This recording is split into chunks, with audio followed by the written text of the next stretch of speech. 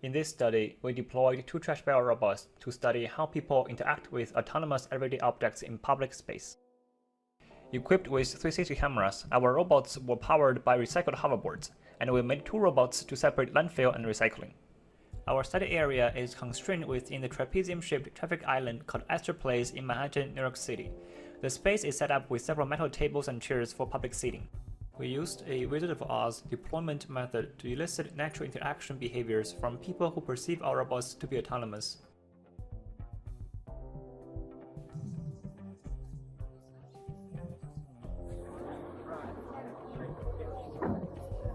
There you go.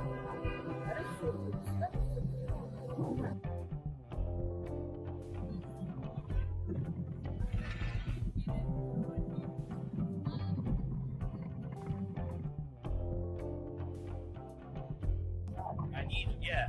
Come on. Yeah. Yeah. There's trash here. Yes. Yes. Oh, good boy. Oh, there you go. Oh, good boy. Good. Oh, that's recycling. Oh, you're a bad boy. You don't know what you're doing. Yeah. It's okay. They're learning. They're still pups.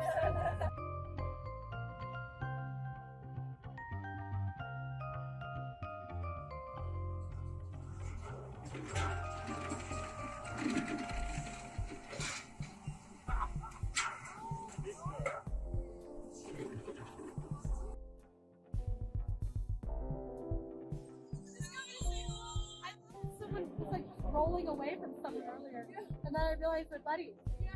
They're doing their job. So people can call. I guess it knows I've been sitting here long enough.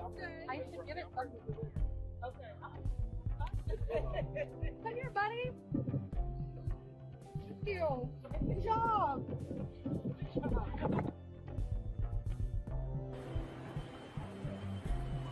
That's creepy. That's just freaking creepy. I couldn't tell you.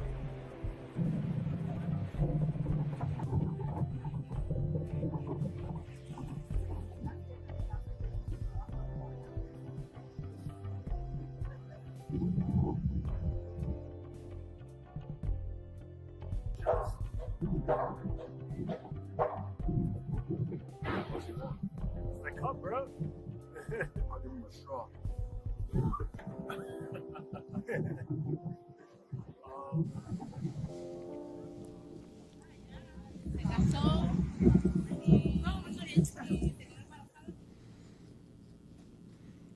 You are joining us live from Ithaca, New York. I'm your host, Chris Wofford.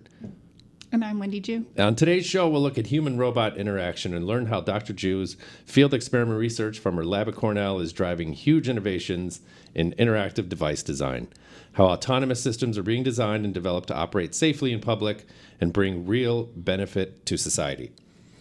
Robots walking among us, Wendy. As humans, we've been thinking about this for some time. It must be a fascinating space to work in. It never gets boring. I imagine. Viewers, we have a few questions here before we get started, just to kind of tee us off, as we usually do, with a couple questions. So bust out your phones and scan this QR code, because we have a couple questions to ask you. The first among them is, what industry do you work in? And while we wait for that to populate, this will take a few seconds for people to get going. Wendy, this video was published about 4 months ago, shortly after we first met, I think it was.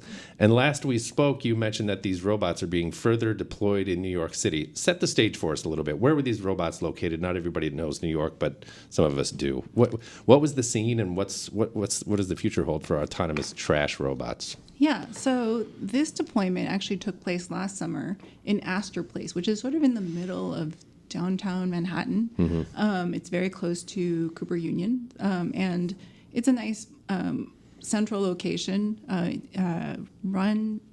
Square is run by this business improvement district called the Village Alliance, mm-hmm. and they were the people that were willing to work with us to run this study.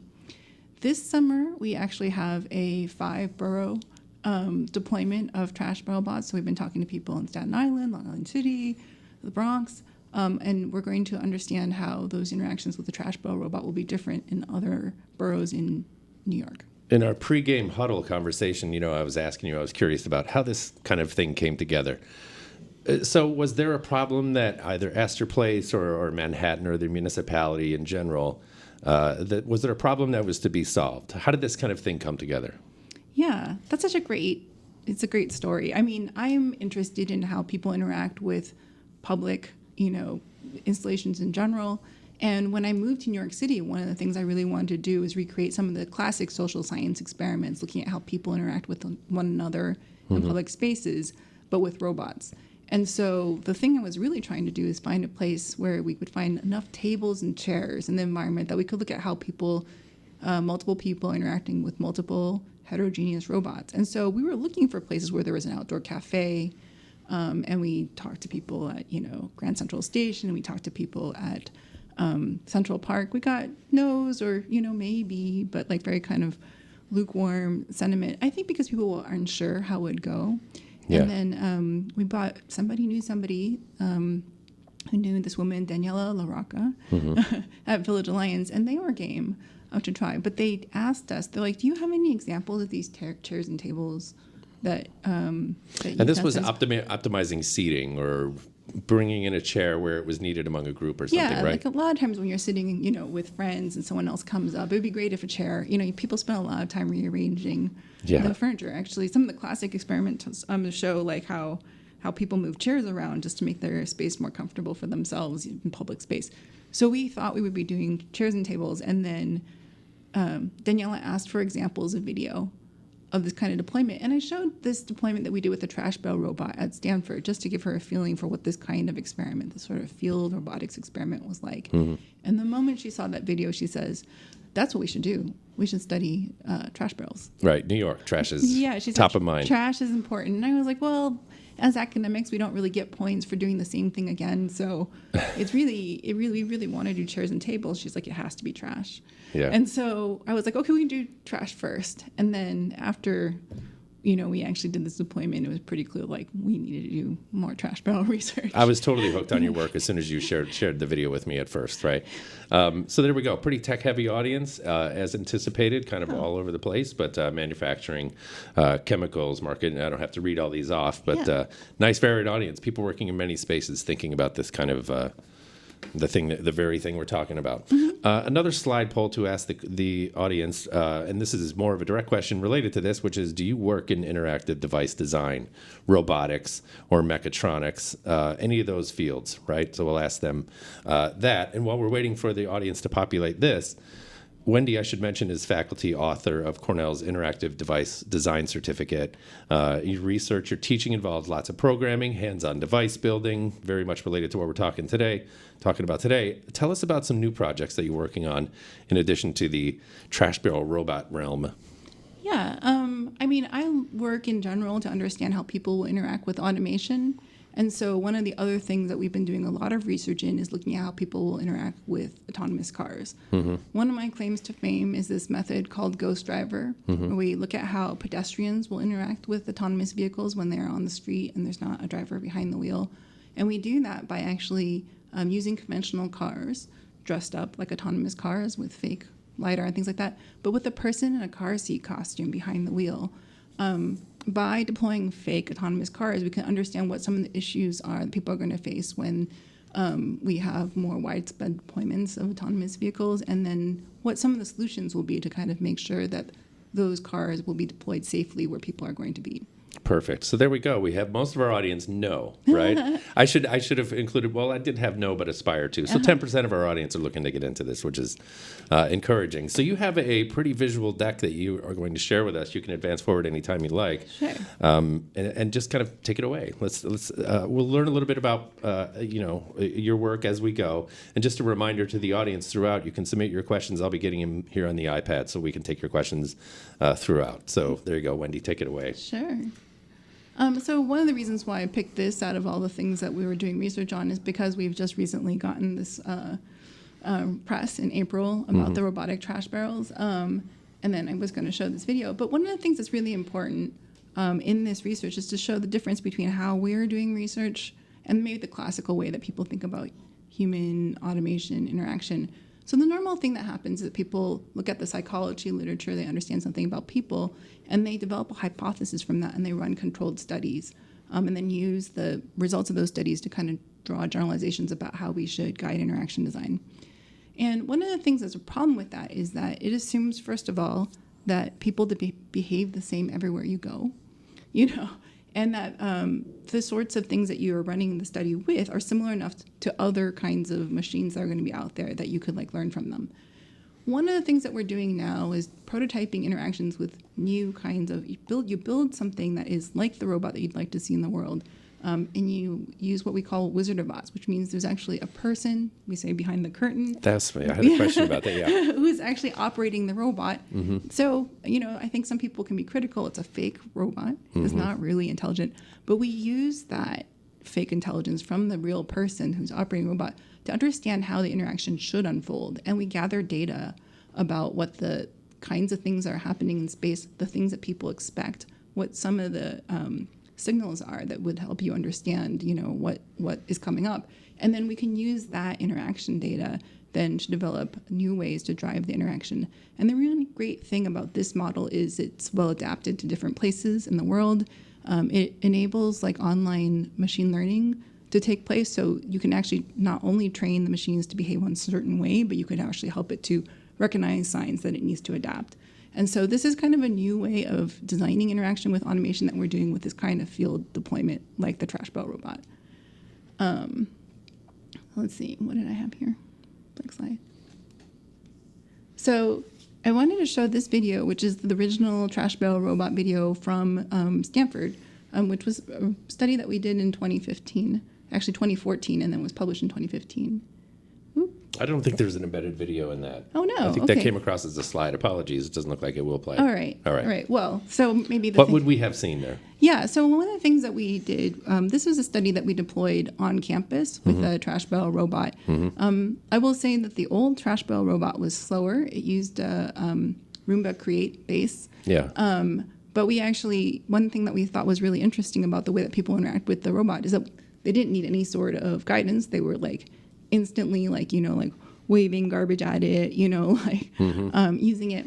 And one really interesting thing was that people seemed to think that the robot wanted to eat garbage. Okay. Sometimes people complain about anthropomorphism, Yes, yeah. Clearly you can see that the garbage can is not a creature. It doesn't literally want to digest trash. But it actually was really interesting because people would, wave garbage, and if people put garbage in and the robot didn't thank them, they would be put out. They expected to be thanked, and that's something that we didn't expect. We thought the model would be much more like a bus person, someone who's coming and taking your garbage. You thank them. But when people put garbage in the garbage can robot, they expected to be thanked. So that was the first sign that there's something really different about the way that the interaction with the robot was taking place than what we would expect. Just a great example of something we would never know without doing this kind of experiment. One of my favorite moments in all of the research I've ever done is this moment where a child basically wants this garbage can to be someplace else, and he takes a piece of garbage and then baits the robot, And we were laughing ourselves silly, children are so funny. But then we realized that actually all sorts of other, adults were also doing that. They would take a chopstick wrapper and go and try to get the robot to come, and they obviously had some model for what the robot could see, because they would pretend they didn't notice the robot, and when the robot turned away, and started going away, they would flip out their phone and they would record it. And so there's all these interesting things. And one of the most amazing things about the deployment that we did in New York, it's 8 years later, it's across the country, is that we saw a lot of those same things in our video. We saw people talking to the robot, even though there's no signs that it can understand. We saw people basically trying to bait the robot. It's clear that people think that the robots are learning. There's a guy that actually says, it's fine, it's learning. That's a huge assumption, and it's an assumption that people make. They think that they can teach the robot things by behaving different ways around that. And that's really cool to see. Yeah, that was the question that I had for you too, which is, what are the inputs as it relates to these robots here, right? And all you have is video. All we have is video. All you have is visual behavioral data. But you can learn so much from it, right? You had talked about kind of anthropomorphization of the robots, sort of treating them like animals, rewarding them, and expecting reward in return, right? Scolding, and, down to that whole kind of thing. So, beyond that, tell us a little bit about some of the work. I want to go back to the automative the auto industry stuff, the work that you do. Okay. A little bit. Just give us a little bit of background on some of the work that you do in that before we move forward here. Yeah, I mean, what I'm really interested in general is looking at how people interact with automated systems.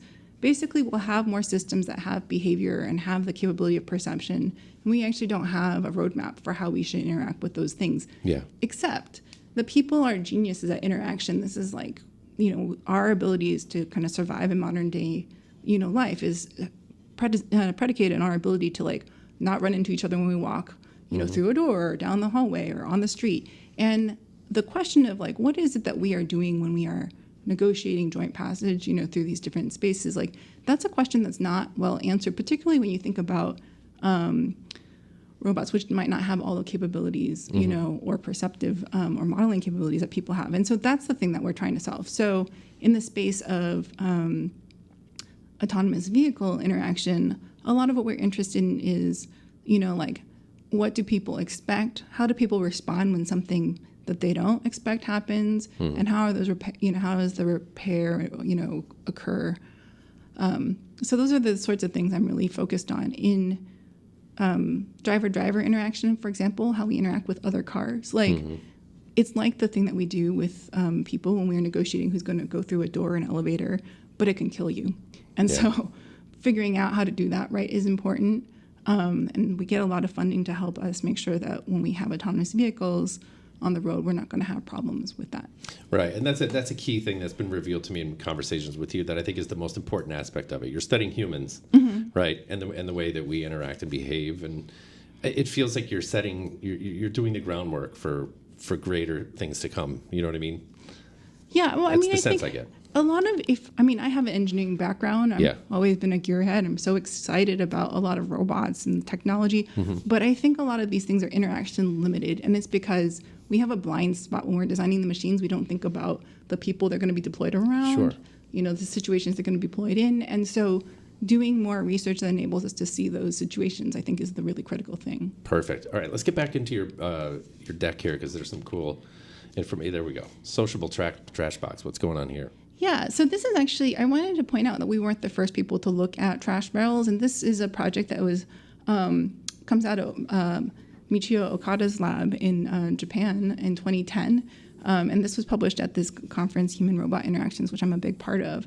And then the my specific interest in looking at trash can robots comes from this collaboration with Yasuto Nakanishi. He had this idea for flocking trash cans, and I taught a workshop at Berkeley, and he had this vision that it's kind of funny that we actually have all these people going around and emptying all these trash cans. It would be really fun if all the trash cans would be, coming to one central place and being emptied. And he kind of imagined like seeing this like landscape where the trash barrels are all lining up, Oh, yeah. Right. And so this is actually a slide from work that he did. In this workshop I taught in 2013, was the following year that we did the trash barrel studies at Stanford I mentioned.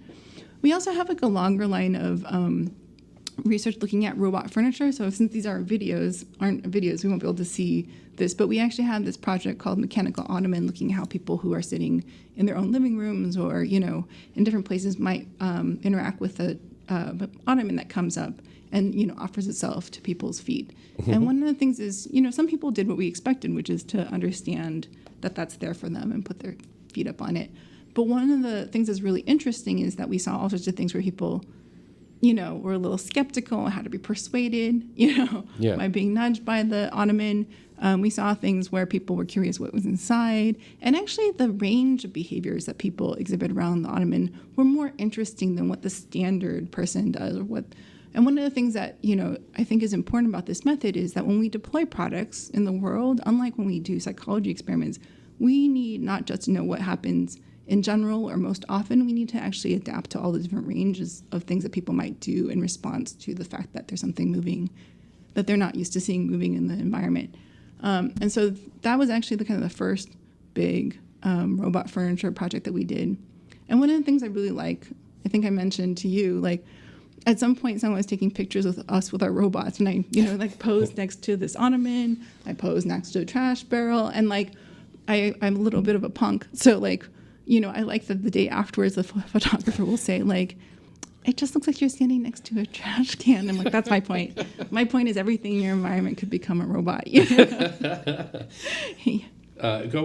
going here. Yeah. I've got some questions, but we'll save those for the moment. So this is a picture of like what we were trying to do, having multiple chairs move around, and we're showing how, different formations of robots like might seem more or less threatening, like, robots that move in a clear, pattern are necessary, but like there are some clear patterns that feel scarier, than others. So would you want something that flocks more like birds or, moves in line like military formation? That sort of thing is really important. And actually my postdoc, Heather Knight at Oregon State, has done some work to follow up on this. But then of course we also did some experimentation. This is like one of the early trash barrel things where I'm like holding out a garbage can and then waiting for the garbage can to show up. And then we realized like just the speed of the device is really important. It needs to move kind of with alacrity. Sure. And the vacuum cleaning robots, which move very slowly, are just not fast enough, to be satisfying. Yeah. So, one of the things that's really cool about the new generation of robots is actually made from garbage. It's made from recycled hoverboards. And this is a picture actually of my son when he was younger, like taking apart one of the hoverboards so we could turn these into like robots. And because it turns out there are hundreds of thousands of these that are junked, right? Kind of available to. Yeah. Right? Yeah. Yeah. I mean, I think it's people buy these for presents, for other people, and then the first time someone gets in an accident, usually it goes out on the curb or gets brought to Goodwill. And so we've been able to use these. One of the interesting things is that the brushless DC hub motors that are actually used in these, there's two. These things, if I buy them on AliExpress or online, like they're usually like $150 each. And then there's the battery, and then there's a chassis, like all the parts together adds up to hundreds of dollars. But you can get these things for free, or, like $25 at your, recycling depot. And even if you buy them new as a product, they're like, you can get children's hoverboards for $99. So it's amazing. And so one of the things I like to do in my research is help people understand how to prototype interactive devices for cheap, so that they can really do these experiments in all these different places easily. So this is such a great opportunity, like teaching people how to take apart hoverboards, turn them into robots. We have them underneath trash barrels, but, we've seen other people take the same setup that we have and make, tables and suitcases and different kinds of shopping carts. So I think it's really important to do the experiments with people. So making it easy to make these robot prototypes is really important to me. So whether it's your son picking apart hoverboards and turning them into something, or like George here who wants to know, what one needs to learn in order to do this. We've got a lot of hardware. We've got some software and programming. You certainly get into this in your online certificate program. What are some of the core basic things that would set somebody up to start working in this space? Yeah, I mean, you need to know some basic electronics to understand power, understand what the different classes of components are, sensors, computation. But it's not actually that technically difficult. I mean, this is actually a thing that sometimes other researchers will say, they'll say, that's not even hard. I'm like, yeah, it's not even hard. I think that's a good thing. But for some researchers who really want to hear that things are difficult, this is not challenging enough for them. But I think that's a really good thing. I think it's great that we can stand up these robots very quickly and then start getting into the hard stuff, which is understanding people. Mm-hmm. Good. So we've got the recaptured product. Yeah. So I have a paper coming up with my student, Ilan Mandel, where he actually talks about thinking actually a little bit more about this problem of the fact that we have a lot of garbage, a lot of e-waste. And are there ways that we can think about and realize where the e-waste is actually really valuable, and how to repurpose those things so they can actually be made into like other downstream product? And this is something that if you do the work of taking things all the way down to component parts and then building back up again, it's pretty expensive. So understanding what the subsystems are and how you can make use of them is really important. And that's something that Alon has been really picking apart in his own research, which is about thinking about like how we understand the e-waste and understand how to apply it. And how do you source something like all of this e-waste? How did you start? How did you get into the hoverboard thing? I spent a lot of time looking at popular product, because popular product is also the stuff that's sold at the volume. Yeah. That's cheap. In our other research, I use a lot of like gaming equipment, where like projectors are otherwise $15,000 are suddenly available for less than $1,000. So this is a little bit just surfing popular tech culture, seeing what are the products that come into being. Really early in my career, one of the things that was interesting was that I worked for Silicon Graphics, which is a supercomputer company, and we could get these like really beautiful color LCD displays, and they were only $500. And I could see that when the Palm Pilot and all these like personal PDAs came in, like suddenly these same displays were available for like $25. And so really understanding that like product is something that drives the cost of things, and understanding that makes it so you can always be surfing the edge of what's possible. It's something that's a big part of my research career. I love this. All right, what else we got here, Wendy? So this is actually one of the first uses of the hoverboard base. This is actually under a chair, like I was mentioning. It's actually my student, Alon, that's off there on the side on the right.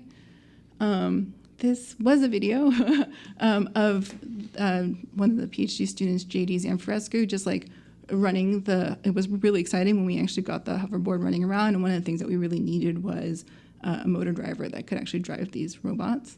But we're also using just a Raspberry Pi, which is the same computational unit I have people use in the interactive device design class. So nothing you can't get for cheap. You know? Okay. And then this is just a clip showing some early explorations. We got the chance to follow around this person who's a janitor down over by Astor Place and watch him. First, we just shadowed him while he was collecting garbage, and then we actually did a deployment where we controlled the trash barrel robot and watched him interact with it.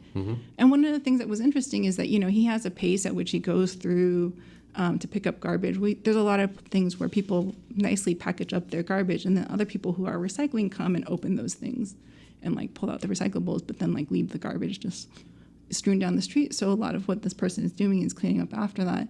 And so one of the things we discovered, for example, is that when you have a robot trash barrel, he can suddenly he just like books it down the street. He's moving really fast. We have to do a lot to chase him, and he's going on the curb, off the curb. And so like understanding like, oh, we actually have to build this thing so we can actually go and follow him everywhere he is going at the speed that he's going was really interesting and fun. And then some of the things that were interesting too was that the robot needs to actually be dressed a little bit more like the janitor, so it's clear that they're together, because there are a lot of places where they got separated and people were confused about it. And the moment the janitor was near the garbage can, everything made sense again. It just sounds like a branding issue. Yeah, right. Well, it tells you something significant about what we're doing when we dress things a certain way. Like what is the function of clothes? What is the function of color? Yeah, exactly. Is that the end of our deck there, Wendy? I think so. Yep, I went back to that. Yep. Beautiful. So going back to the New York project, the Astor Place project, how do you measure success? Why is it that you think now this tech is being deployed across the 5 boroughs? What did your friends in New York have to say? Measuring success, that's such an interesting question. I mean, what we wanted to do was understand what we would need to know to build something that was autonomous. And so an example is that people clearly expect the robot to have some social intelligence. For example, in the video that you saw, this woman says, "I think it knows I've been here long enough." So now we actually have a model where we basically keep track of when people sit down at the tables and like start a timer and kind of start to like understand when is too soon, when is the right time, when is too late to sail by with a garbage can.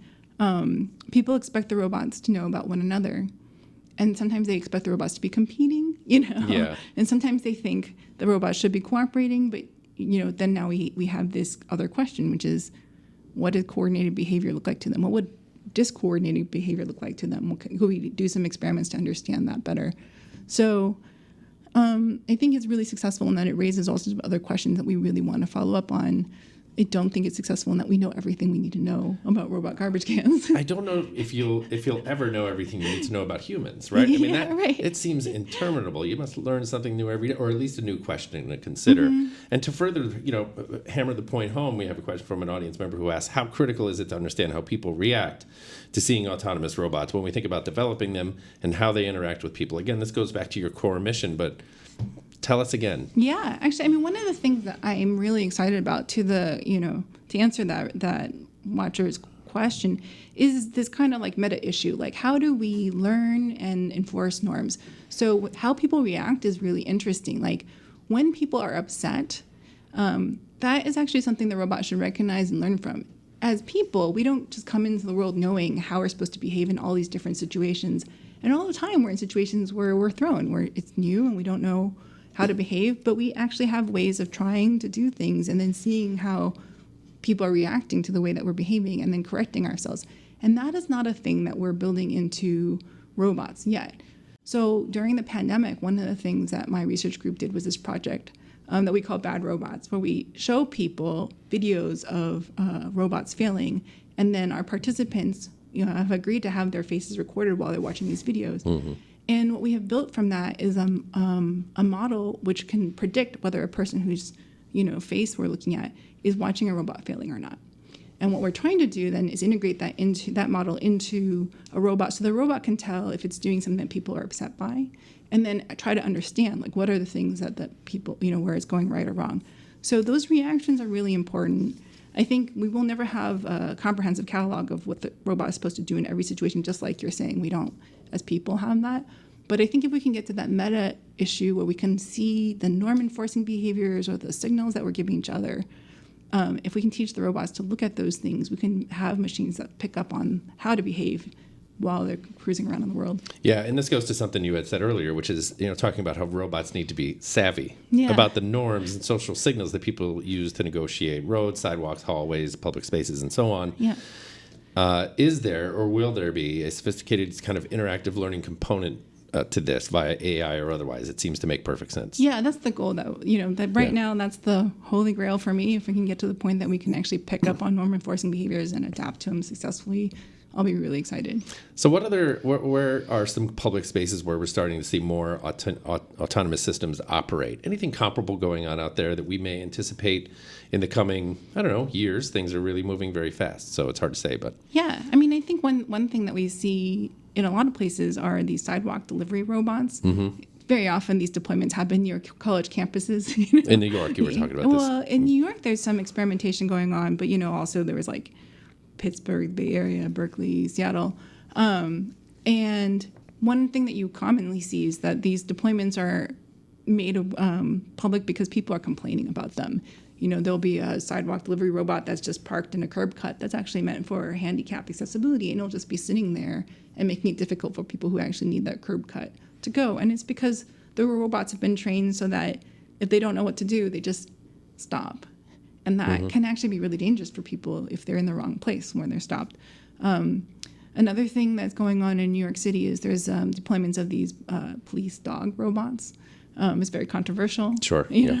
That's how they're spending the money, but understanding how and when those dog robots will be deployed and how people will respond to them will be really important. Hard not to imagine the worst, but Right. geez, I guess we'll see. Yeah. Leanne asks a question, and I think it's pretty thought-provoking. You'll know where we're going as soon as I say this. When can we expect to see robots taking orders in the restaurant? So there's one thing where that might be maybe a solution in search of a problem. You know what I mean? I think people probably find it's easier just to scan the QR code and do this or that. But do you think there are other ways where other places where there's a glaring need? I don't know. I'm thinking of a robot that can scan the shore and make sure no one's drowning, or I don't know. Yeah, Safety-related stuff. It's an interesting question. One thing that for me has always been when I was getting into robotics was the same time the internet revolution was happening and like the app revolution. And there's a lot of things that people are concerned about robots taking over where, you don't need the embodiment of a robot to do the thing like getting orders from the restaurant. So you can do that with the phone. So you can see that the front for which we need to worry about things where the primary thing that's being exchanged is information, will not actually happen through a robot because it's very expensive and challenging to deploy a physical machine. So I think the places where we're more likely to see the machines is where we already have something that's physically in the environment for a reason already. So like this is your chairs, tables, cups. I think those are the things that are more likely to be replaced. A lot of times people are worried about robots taking over people, but the more I study robots, the more amazing people are to me. And I think the likelihood that we can actually replicate the capabilities of people with a robot are very, very low. And so it's more interesting to think about all the gear and paraphernalia surrounding people and how you can make it so the people who are in the environment can do their jobs well. And it's also a lot more objects that can be roboticized than there are people that could be replaced. In your observance over the last few years, how would you gauge people's comfort level, generally speaking, with this kind of thing? What do you see? Yeah, I think it's surprising always how people are so nonchalant when they actually see the robot. They're like, oh yeah.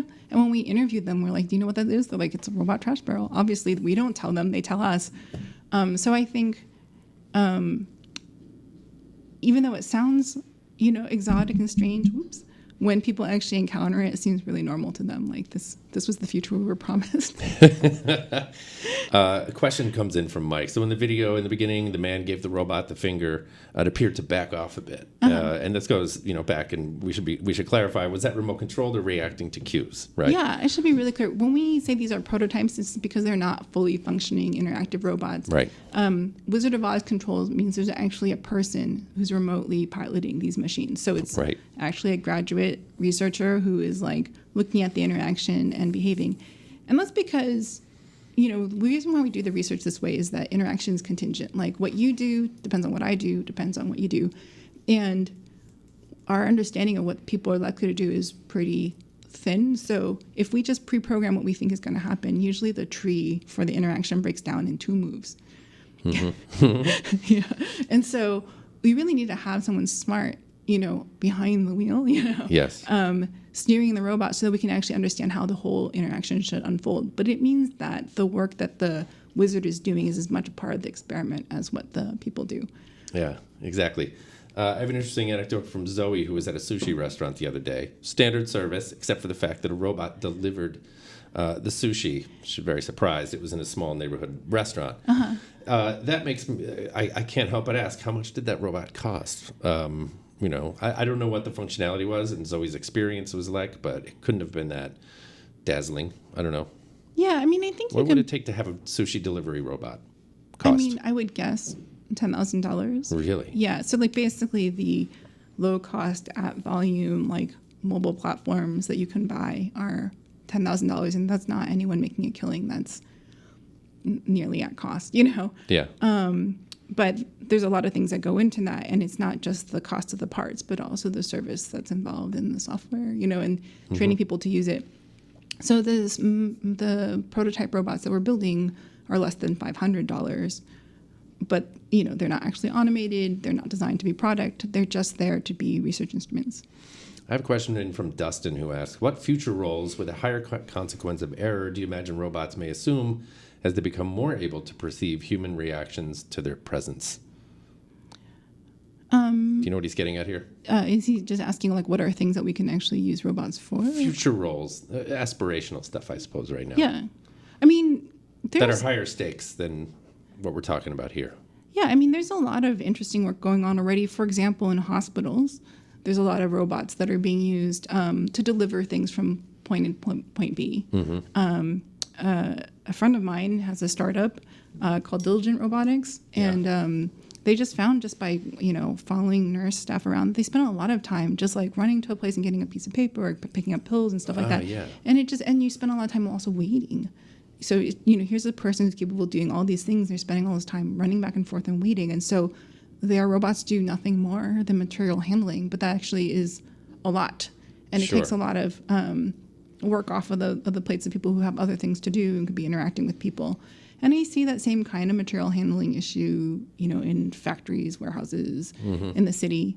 There are a lot of things where you can just help people by having the right thing in place. So this goes back to if you watch catering staff or you watch people who are setting up public spaces, there's just a lot of time moving chairs around, right? Yeah, sure. Over the course of a wedding, how many times do chairs folding and tables napkins, whatever, yep. Right, and so these are things where, like, you can actually make it so a lot more people could do those jobs by having those things move around themselves and also move out of the way when they need to move out of the way. We can make better space usage. So those are the things that I think about. I can see the airplane mechanic reaching back and saying, give me that... give me that socket wrench. Go get it. Right. That kind of thing in those kind of environments where people need to be served in a similar way to the hospital. Totally fascinating. All right, we've got a couple robots here. These are robots from movies, right? We've long had a fascination. These are more recent films here. Yeah. We're obviously some distance away from seeing the AI nanny Megan, Alicia Vikander's robot android in Ex Machina. and Jude Law's sex robot from AI. Who can forget that? And then there's the robot Wall-E. So one thing is different here, right? So the three are kind of fulfilling sensual relationship roles in the form of a companion or a teacher or an overseer, a protector, right? Wall-E's got a different role. And you kind of vibe more with Wall-E perhaps than the others here. Yeah, actually, if I can get a little nerdy, one of the origins of the word robot is this play called Rossum's Universal Robots. And basically before that, we had automata. We had machines that could do tasks. But this play is the first time when they envisioned like the machines taking a human-like form and doing human servant tasks. And, you know, I think a lot of the sci-fi robots that we see basically come in that tradition. They're like replacements for people. In my research, I mean, I think I pointed out it's actually super hard to achieve this goal, and I don't even know that it's desirable, you know.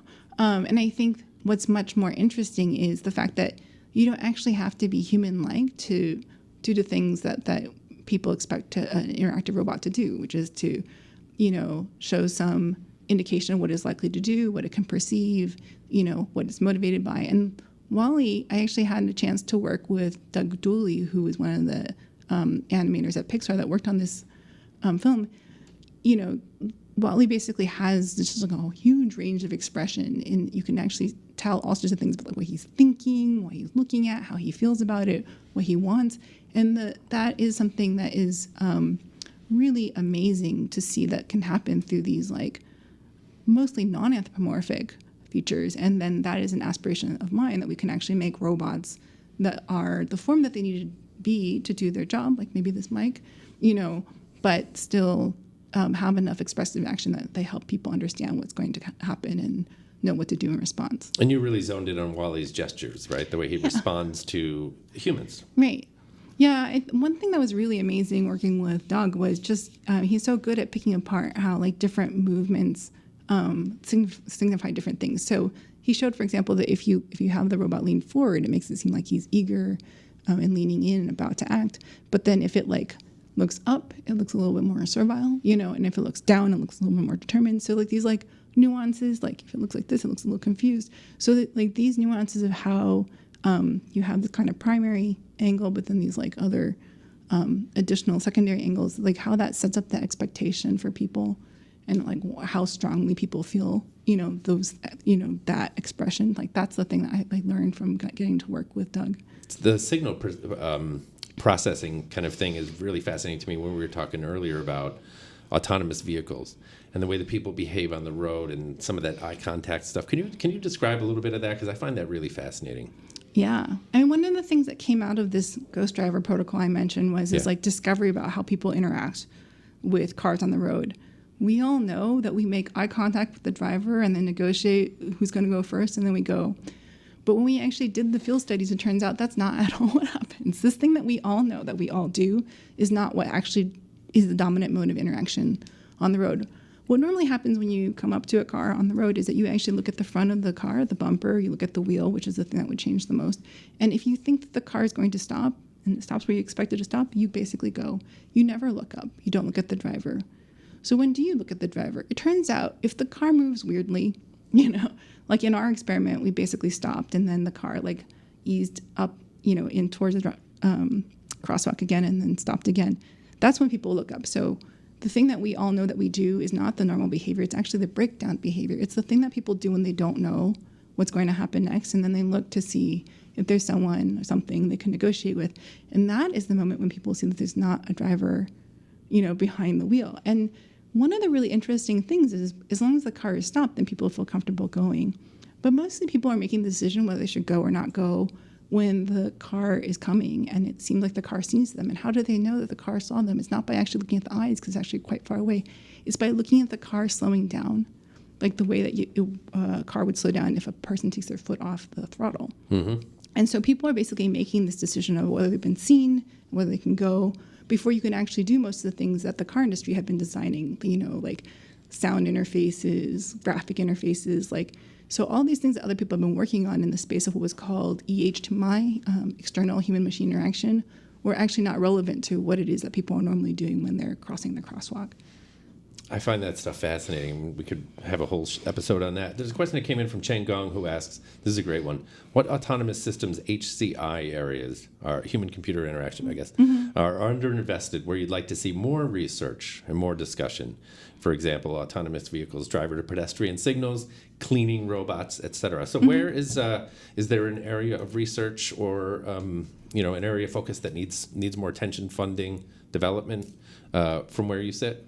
Yeah, I mean, it's really interesting because we call the field, human-computer interaction, but very few people actually work on interaction. They work on interfaces, so they're studying like what the layout of things should be, and then not so much like what people do over the surfaces of the interfaces. And so more work to understand the interaction, which is that back and forth, more work to understand when people are confused, and then thinking about how you would design an interface, or a machine to respond. I think those are the things that are the most interesting. And actually, one of the things is that a lot of this human AI interaction where the machine can adapt the interface or the interaction in response to people, I think that's the direction we should go. We should actually do more to understand interaction. Where are we in the development of autonomous vehicles? For a lot of us that don't follow this kind of from a day-to-day, standpoint, we know they've been deployed in various a couple cities, maybe across the U.S. What are we talking about? Phoenix, maybe? Is that where the greatest deployment is? Phoenix, San Francisco. What have we learned so far? So we've got a couple of years under our belt. What can we expect going forward? When will we really see autonomous vehicles driving around here in New York, for instance? Oh, New York is maybe the hardest. I mean, the really amazing thing is that we have cars that know where they are in the world, that can model changes like in the road surface, the weather, the environment. And still we can't actually deploy autonomous cars because they're what I call interaction limited, which is to say the moment you're in a space where you have people, there's all these things going on that we don't actually know what to expect. I've actually had, colleagues who've made all these amazing things happen. And then they say like, well, we really can't interact around people because people are random. And people aren't random. And that's something that we understand because we are able to interact with people in the world. So one of the things that's really important is that we actually have to understand this like latest frontier. And this, I think, is the thing that's limiting a lot of robotics. Like in warehouses, for example, they have robots mostly moving around in spaces that are sheltered off from where people are. In autonomous vehicles, the places where you see things deployed are where you aren't supposed to have people driving. You can have these really low speed, autonomous golf carts where the car can just stop almost on a dime anywhere you are. And otherwise, it's things where you have specialized lanes or specialized roadways and stuff. So the really important thing to solve if you actually want to have deployments of autonomous cars in New York City is the interaction problems. Got it. Tell us a little bit about your book, The Design of Implicit Interactions. What's that about?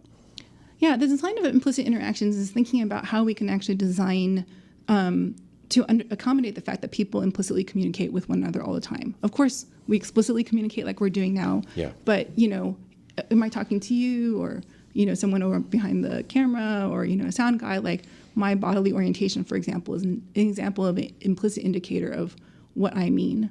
And that is a thing that we as people know, like where my eyes go, where my body goes, what that means for the communication we're having. So the doorman example. Right. So I have this example in my book thinking about how people interact with door people. Yeah. And so when a person wants to offer you passage into, like, let's say a hotel, they put their hand on the door handle, they open the door, subtly, and that makes it so that that you're allowed to go in, that you're being offered, that the hotel is open. And people usually respond either by walking towards the door if they want to go in or away from the door, at least kind of turning their eyes so it's clear that they're not trying to go in. And this kind of exchange can happen, like while you're talking on the phone or talking to your friend next to you. One of the really great things about implicit interactions is you can be interacting implicitly with hundreds, of things in your environment, whereas you really can only be explicitly interacting, on one channel all the time. So my argument was that if we understand implicit interactions, we can actually make human-machine interactions a lot more efficient and, make it so we can actually have a lot more getting done at the same time in the world.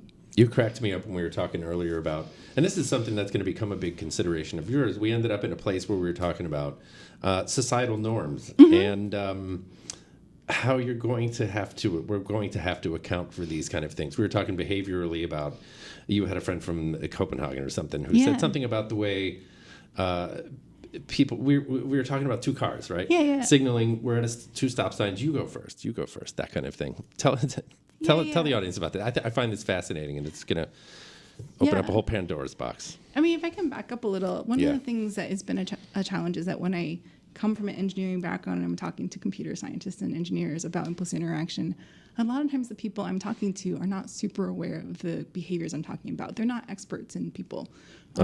And so when I say, like, that they'll say, what's an example of implicit interaction? I'm like, well, like every time you go through a door that there are other people, or when you are negotiating who's going to go into an elevator first. I have literally had geniuses, people who've won awards, say, like, I just walk in. They're not aware. And the really interesting thing for me was when I moved over to the automotive space and I talked about the, interactions we have at four-way stops, negotiating who's going to go.